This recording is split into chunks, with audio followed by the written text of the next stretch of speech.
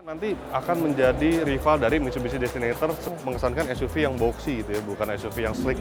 Ini tuh overall dia desainnya bold dan maskulin.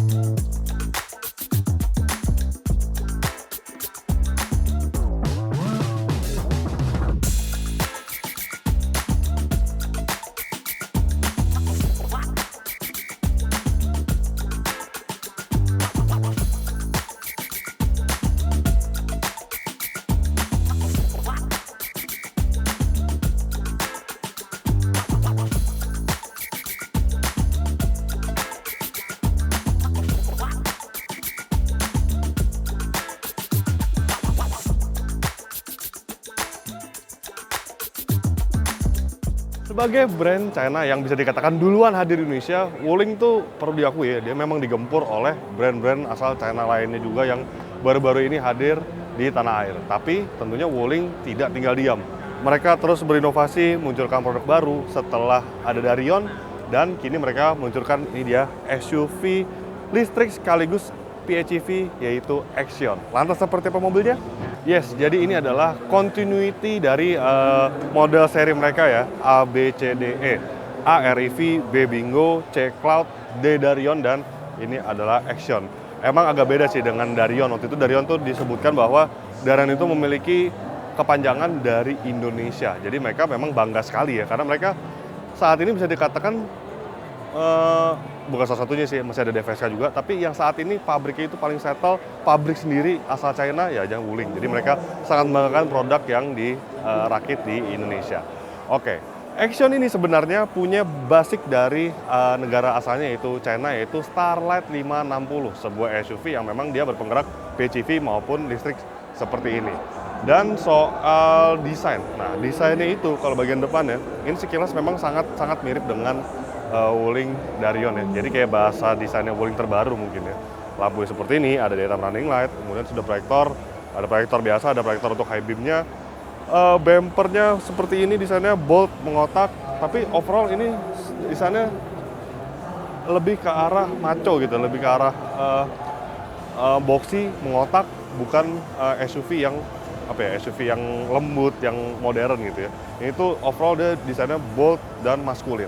Belum ada spesifikasi lengkap yang dibeberkan oleh Wuling ya. Jadi mereka hanya menyebutkan untuk versi EV itu dia memiliki baterai dengan kapasitas, belum disebutkan juga baterai kapasitas berapa, tapi jarak tempuhnya 530 km.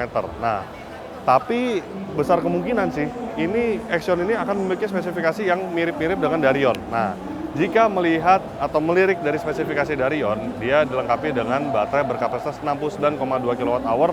Range itu mirip, kalau di Axion ini dia 530, kalau di Darion itu 540 km klaim CLTC-nya. Nah, tenaga motor listriknya itu mencapai 200 HP, serta torsi 310 Nm yang mengalihkan semua tenaganya ke roda depan. Tapi tampaknya kalau yang ini versi PHEV ya. Dan untuk versi PHEV-nya, ya kita lihat lagi dari Darion.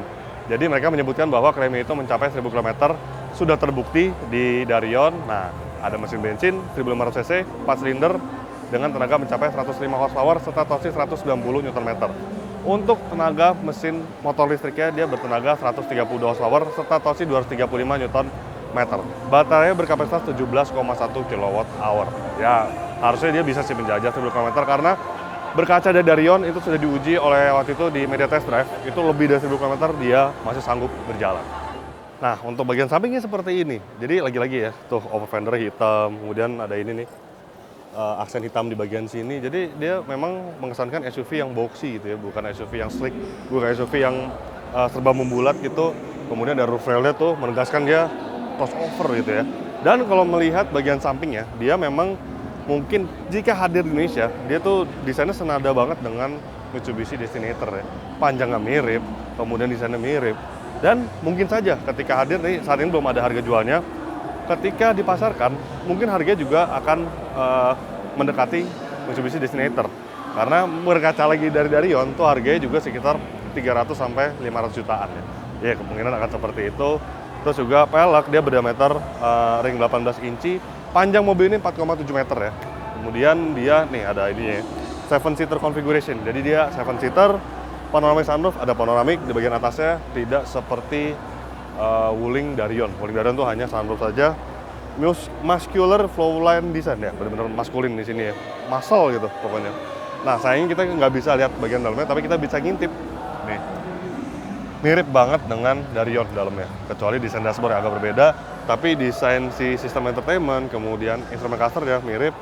Setirnya juga two spoke dengan flat bottom, ada wireless charger, kemudian ada center console yang bentuknya bridge gitu ya, kayak jembatan. Di bagian bawah tempat penyimpanan. Joknya sih harusnya light pack bagian depannya. Kemudian di bagian belakang, nah ini joknya jok biasa, bukan jok captain seat. Tapi untuk kelegaan kabin sih rasanya cukup ya. Bisa dilihat itu nggak mau sih berkendara seperti itu tuh rasanya masih lega, leluasa, dan ada jok baris ketiganya. Oke, sudah keyless ya. Ini ada tombolnya, tapi ini nggak bisa dibuka. Jadi masih perkenalan di IMS ini. Mungkin nanti setelah puasa atau lebaran mungkin akan meluncur resmi di Indonesia harga jualnya, kemudian sudah resmi dipasarkan. Sekarang kita ke baris ketiganya. Di sini ada, oh ya ini warnanya two-tone ya, hitam dan putih. Nah terus, chargernya dari bagian sini nih, AC, DC karena udah fast charging dia. Bentar, ini versi BEV atau PHEV ya? Oh ini versi EV, jadi salah saya. Ini versi EV, jadi nggak ada tangki bensinnya, hanya ada tempat charger seperti ini saja. Dan sudah CCS2 ya. Wuling sekarang nggak masalah, udah CCS2 bukan GBT lagi. Kemudian kita lihat bagian belakangnya.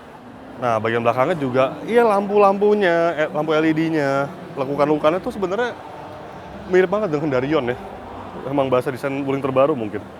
Terus juga emblemnya udah Wuling, Action EV. Di bagian belakang kelengkapannya ada rear defogger. Kemudian kamera tuh 360 ya. Di bagian spion ada, di bagian sini juga ada spion, ada kameranya di bagian sini. Kemudian nah, bagian bawahnya dia ada aluminium brush aksennya dan juga ada warna hitam seperti ini ya. Sini ada lampu nih untuk fog lamp. Ya, bagian belakangnya sih saya nggak bisa buka sih bagasinya tuh. Pengen lihat juga kapasitasnya seperti apa. Ya tapi kurang lebih seperti inilah. Ya ini mungkin dia nanti akan menjadi rival dari Mitsubishi Destinator secara apa ya? Secara akomodasi, secara dimensi dan secara pricing ya. Ini akan menjadi lawan tangguh dari Destinator di Indonesia.